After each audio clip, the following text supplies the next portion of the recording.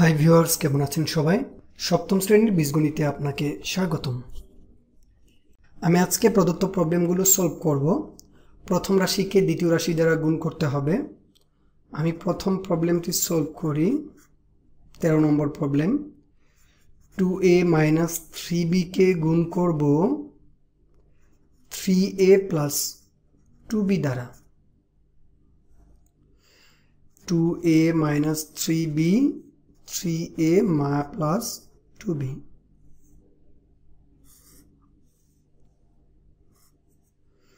আমরা পাটিগণিতের সংখ্যা যেভাবে গুণ করতাম সেভাবে আমরা গুণ করব।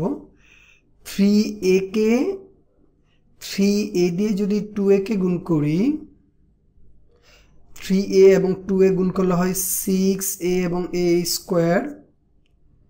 এটার সামনে প্লাস আছে, প্লাসে মাইনাসে মাইনাস। 3a দিয়ে যদি 3b কে গুণ করি, 3 গুণ করলে 9। 3a দিয়ে যদি 3b কে গুণ করি, 3 গুণ করলে 9। a আর b গুণ করলে ab। এবার 2b এর কাজ। 2b দিয়ে যদি 2a কে গুণ করি, 2 গুণ করলে 4a এবং b গুণ করলে হয় ab। তাহলে প্লাস 4ab, আমরা ab এর নিচে প্লাস 4ab লিখব।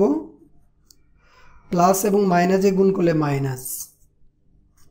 3 এবং 2 গুণ করলে 6, b গুণ করলে b স্কোয়ার। এই পর্যায়ে আমরা যোগ করব 6a স্কোয়ার মাইনাস 9 এবং প্লাস 4, দুটির মধ্যে বড় হচ্ছে 9, 9 এর চিহ্ন হচ্ছে মাইনাস, এই জন্য মাইনাস দিলাম। চিহ্ন দুই রকম হলে বিয়োগ করতে হবে। 9ab থেকে 4ab বাদ দিলে 5ab মাইনাস 6b স্কোয়ার। এটাই হচ্ছে আমাদের 13 নম্বর প্রবলেমের অ্যান্সার। এবার আমি 14 নম্বর প্রবলেম সলভ করব। a plus b into a minus b। আমি আগের মতো উপরে নিচে লিখব। এখানে আমি এখন লিখে নেই।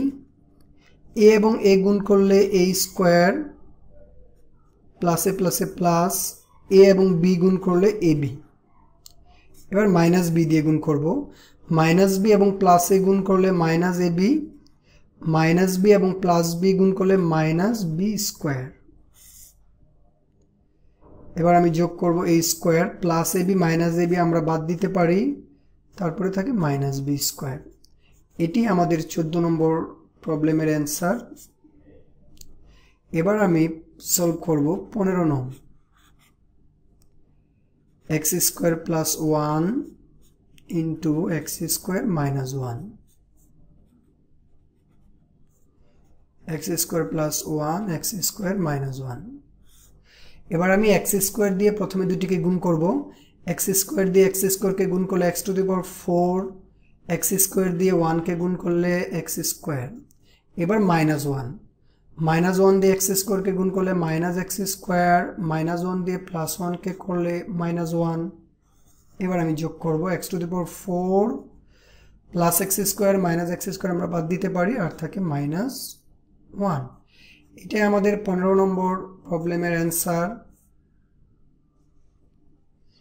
এবার আমি 16 নম্বর প্রবলেম সলভ করব। a square plus b square a plus b। a square plus b square a plus b। প্রথমে আমি a দিয়ে উপরের দুটিকে গুণ করব। a দিয়ে যদি a স্কোয়ারকে গুণ করি a কিউব, a দিয়ে যদি b স্কোয়ারকে গুণ করি প্লাস ab স্কোয়ার। এবার b এর পালা। b দিয়ে যদি a স্কোয়ারকে গুণ করি plus a square b, b দিয়ে যদি b স্কোয়ারকে গুণ করি প্লাস b কিউব। আমি একটু দূরে দূরে লিখলাম এই জন্য যে আমরা a কিউবের পরে a স্কোয়ারের পরে a, তারপরে a নেই, অর্থাৎ a এর ঘাতের একটি ধারাবাহিকতা রেখেছি। a কিউব, এটাকে কারোর সাথে যোগ বিয়োগ করা যায় না, a স্কোয়ার b, এটাকেও না, ab square plus b cube. এটাই হচ্ছে আমাদের 16 নম্বর প্রবলেমের অ্যান্সার। ধন্যবাদ সবাইকে।